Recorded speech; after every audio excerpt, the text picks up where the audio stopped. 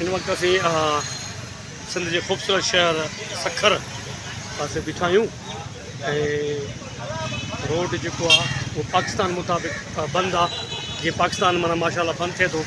slow slow ईअं असांजा road बंदि थियनि अलाह से असांजे हुकमरान खे ज़ंज़ले में जेको आहे मौत ॾे उन्हनि जे नंढनि वॾनि ॿारनि खे चीचलाए जेको मारे असांजे साम्हूं खे मज़दूर बीठा आहिनि कंहिंखे जेको आहे चिमची पिया आहिनि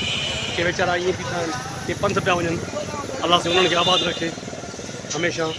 अलाह से उन्हनि खे हमेशह जेको आहे सो हयाती ॾे कैसा बि पाकिस्तान माशाल्लाह जंहिं हिसाब सां हले पियो माना दुआ आहे 25-28 ॾींहंनि जे अंदरि मां पूरो थिए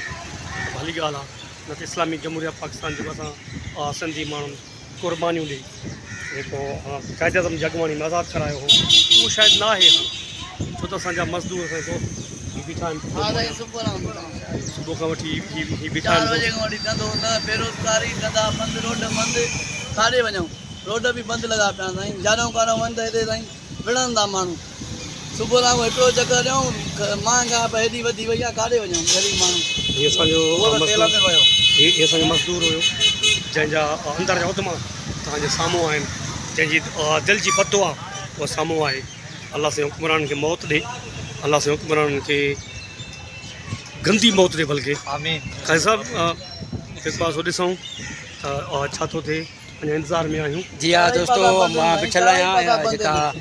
सखर रोड वारी जेका पुल आहे ज़ाहिर आहे पाकिस्तान जा हालात दोस्त ॿुधाए पियो असांजो साथी अदाकार आहे आरिफ कलाजी साहिबु ऐं उसा करे जेके मज़दूर बीठा आहिनि रोज़मर्रा जेके वीचारा कारोबार कनि था हे चुमची वारा रिक्शन वारा ऐं जेके मज़दूर तबिको आहिनि ज़ाहिर वीचारनि जो गुज़र सफ़र ते हिननि ते ई थिए थो पियो